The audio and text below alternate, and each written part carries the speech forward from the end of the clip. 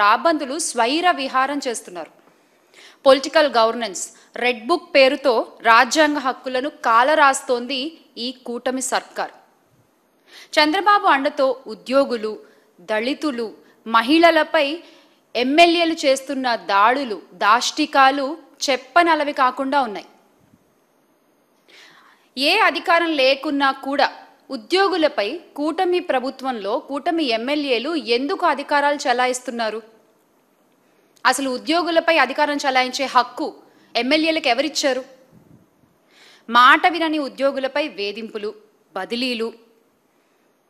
నిన్నటికి నిన్న చూసుకుంటే కేజీబీవీ ప్రిన్సిపల్ను వేధిస్తూ ఆముదాల వలసలో ఎమ్మెల్యే కూన రవికుమార్ గారి ఉదంతం మనం మాట్లాడాలి ముందుగా. అంటే కూటమి ప్రభుత్వం వచ్చిన నాటి నుండి రాష్ట్రంలో ఇందాక నేను చెప్పినట్టు దళితులు, ఉద్యోగులు, అందులో మహిళా ఉద్యోగుల పట్ల ముఖ్యంగా ఈ ఎమ్మెల్యేలు చేస్తున్న ఒత్తిడి, ఈ ఎమ్మెల్యేలు చేస్తున్న దారుణాలు, బెదిరింపులు, దాష్టికాలు ఒక్కొక్కటి పెరిగిపోతూనే ఉన్నాయి. ఆ బాధితురాలు, ఆ కేజీబీవీ ప్రిన్సిపల్ సౌమ్య గారి మాటలు వింటే, అంటే రాత్రి 10:30 తర్వాత కూడా కార్యాలయానికి పిలిపించుకుని పనుల సాకుతో, పనుల వంకతో ఆవిడ్ని అక్కడే ఉంచుకుంటూ, ఇదేంటి అని ప్రశ్నిస్తే ఆవిడ్ని బెదిరిస్తూ, వాళ్ళ అనుచరులను ఇంటికి పంపించి, ఏం చేద్దామని అర్ధరాత్రులు వీడియో కాల్స్ చేస్తూ, అంటే ఒక మహిళా ఉద్యోగిని అర్ధరాత్రులు మీ కార్యాలయాల్లో అలా తిప్పుకోవచ్చా? అలా ఉంచుకోవచ్చా? ఏమన్నా అంటే పనులు చేయించుకుంటామంటూ సాకులు చెప్తారా? వీడియో కాల్స్ అర్ధరాత్రి చేస్తారా? ఏ ప్రభుత్వంలోనూ చూడలేదు మరి ఇలాంటి ఒక పనితనం. కూటమి ప్రభుత్వంలోనే చూస్తున్నాం. అంటే ఎమ్మెల్యే కూన రవికుమార్ గారు ఒక్కరే కాదు, రాష్ట్రంలో చంద్రబాబు కూటమి సర్కారు వచ్చిన నాటి నుండి పొలిటికల్ గవర్నెన్స్, రెడ్ బుక్ రాజ్యాంగం అమల్లో భాగంగా ఎమ్మెల్యేలు కూటమి రాబందుల మాదిరిగా స్వైర విహారాలు చేస్తున్న ఒక్కొక్కటి మనం ఈరోజు మాట్లాడుకుంటూ వద్దాం. మాట వినకపోతే సస్పెండు, మాట వినకపోతే బదిలీ, మాట విన్నావా నెత్తినెక్కించుకుని ఊరేగడం, మీకు నచ్చినట్టు అధికారుల్ని మీ కాళ్ల కింద చెప్పులుగా పెట్టుకోవడం. ఈ అధికారాన్ని చంద్రబాబు నాయుడు గారే ఎమ్మెల్యేలకు ఇచ్చారు. ప్రభుత్వ ఉద్యోగుల్ని ఎమ్మెల్యేల కాళ్ల కింద చెప్పులుగా పెట్టేసిన ఘనత గౌరవ ముఖ్యమంత్రి వర్యులు శ్రీ నారా చంద్రబాబు నాయుడు గారికే దక్కుతుంది. ఈరోజు రేషన్ కార్డ్ దగ్గర నుంచి ఈ రోజున రాష్ట్రంలో ఏ అర్జీ పెట్టుకోవాలన్నా కూడా మహిళలు ఎమ్మెల్యేల దగ్గరికి, వాళ్ళ సంబంధిత అనుచరుల దగ్గరికి వెళ్ళి మొరపెట్టుకోవాల్సిన పరిస్థితి. ఇలాంటి పరిస్థితి ఇంతకు ముందు జరిగిందా? ఇంతకు ముందు ఉందా? ఉద్యోగులకు ఏ అవసరం వచ్చినా, అంటే చివరికి నిబంధనల ప్రకారం వారికి చేయాల్సిన పనులు కూడా ఆ పై అధికారులు చేయాలంటే ఎమ్మెల్యేల దగ్గరకు, నాయకుల దగ్గరికి వెళ్ళి అడుక్కోవాలన్నమాట. ఇది ఈ రోజున పరిస్థితి. మహిళల మీద వినకపోతే దారుణాలకు దిగజారడము, వేధింపులకు పాల్పడడం. ఉద్యోగ భయంతో తమ ప్రాణాలకు హాని తలపెడుతున్నారు అని చెప్పి పోలీసులతో మొరపెట్టుకున్నా కూడా పోలీసులు పట్టించుకొని పరిస్థితి ఈరోజు రాష్ట్రంలో మనం చూస్తూ ఉన్నాం. ఇక్కడ కనుక మనం చూసుకున్నట్లయితే పల్నాడు ఎస్పీకి ఫిర్యాదు చేసేందుకు అంబులెన్స్లో వచ్చింది రోసమ్మ గారు. మీరు చూడొచ్చు, టీడీపీ మహిళా నేత నుండి నన్ను కాపాడండి బాబోయ్ అంటూ మొరపెట్టుకుంటోంది ఆవిడ. కలెక్టరు ఎస్పీకి వృద్ధురాలు వినతి పత్రం అందించి ఆమె ఎకరంన్నర స్థలం దురాక్రమణకు మహిళా నేత దౌర్జన్యం చేస్తున్నారు అంటూ ఆవేదన వ్యక్తం చేస్తే అసలు ఆమెని పట్టించుకున్న వాళ్ళు లేరు ఈ రోజున. అంటే ఇలాంటి న్యూస్లు నిజంగా జరిగితే కూడా ఇవన్నీ ఒక సాక్షి పేపర్లోనే ఎందుకు వస్తున్నాయి? మిగతా పేపర్లో ఎందుకు రావట్లేదు? ఈ న్యూస్ అబద్ధం కాదు, ఆమె ఆవేదన అబద్ధం కాదు, మరి ఒక్క సాక్షి మాత్రమే ఎందుకు నిస్సహాయుల పక్కన, అభాగ్యుల పక్కన నిలబడి ప్రశ్నిస్తోంది ఈ రోజున? ఈ విషయం రాష్ట్ర ప్రజలందరూ కూడా గమనించాలి. ఎందుకు అంటే మొన్నటికి మొన్న శ్రీకాకుళం జిల్లా ఆముదాల వలసకు చెందిన టీడీపీ ఎమ్మెల్యే రవికుమార్ గారు మహిళా ఉద్యోగుల్ని వేధించిన సంగతితో పాటు ఇలాంటివి రాష్ట్రంలో ప్రతిరోజు కోకొల్లలు జరుగుతున్నాయి. కానీ ఎంతమంది మాట్లాడుతున్నారు దీని మీద? మాట్లాడరు. ఎందుకంటే ఎల్లో మీడియా మాఫియా ప్రశ్నించే సాక్షి ఛానల్ గొంతు నొక్కేస్తారు, ఇబ్బందులకు గురి చేస్తారు ఆ ఛానల్ని కూడా. ఇంకెవరు వాళ్ళని ప్రశ్నించకూడదన్నమాట. వాళ్ళు మాత్రం వాళ్ళ అధికారాలని దుర్వినియోగం చేసుకుంటూ ఎన్ని అఘాయిత్యాలకైనా ఎన్ని అరాచకాలకైనా పాల్పడచ్చు. ఉదాహరణకి మన సౌమ్య గారు ఉదంతం.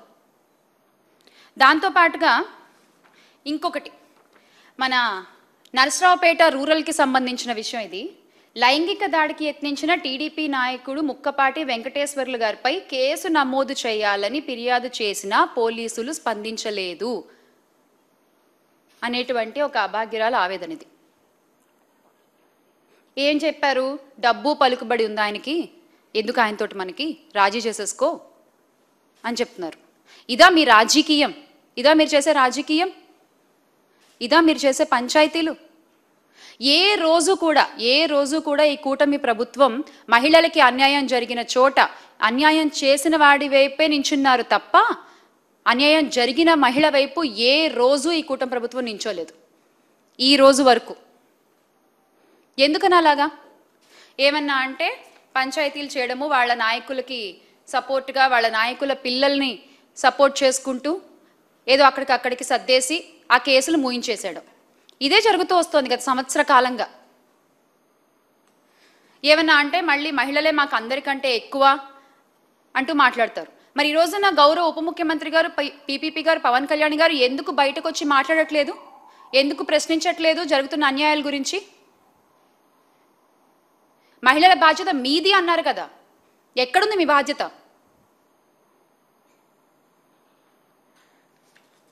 అలాగే కూటమి అధికారంలోకి వచ్చిన మొదట్లో ఎమ్మెల్యే కోనేటి ఆదిమూలం ఉదంతం కలకలం సృష్టిస్తే ఆదిమూలం గారిది, తాజాగా మన రవికుమార్ గారు, ఇంకొకళ్ళు వచ్చేసి నజీర్ అహ్మద్ గారు.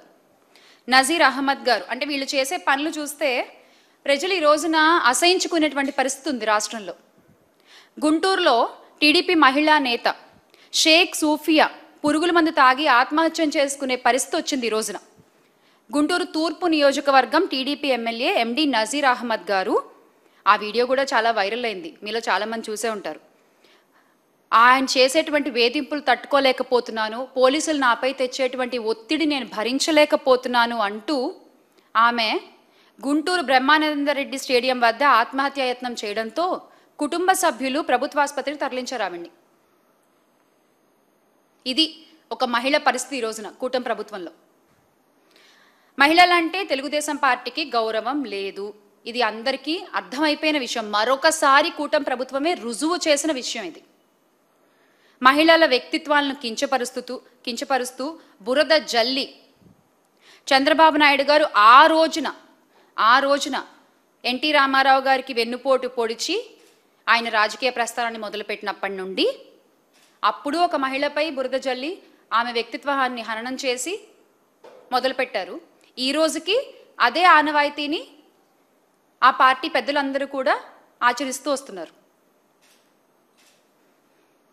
ఇది నిజం అన్న సంగతి ఆ పెద్దలకు కూడా తెలుసు. అలాగే 2014 నుండి 19లో కూడా ఇసుక అక్రమ రవాణాలో ఎంఆర్ఓ వనజాక్షి గారి మీద అప్పటి టీడీపీ ఎమ్మెల్యే చింతమనేని ప్రభాకర్ గారు దాడి చేస్తే చర్యలు తీసుకోవాల్సిన చంద్రబాబు నాయుడు గారు ఏం చేశారు? పంచాయతీ చేసి చింతమనేని గారిని కాపాడి ఒక మహిళ ఆత్మగౌరవాన్ని దెబ్బతీశారు. ఇలాంటివి ఎన్నో ఎన్నో ఎన్నో జరుగుతూ వస్తూనే ఉన్నాయి.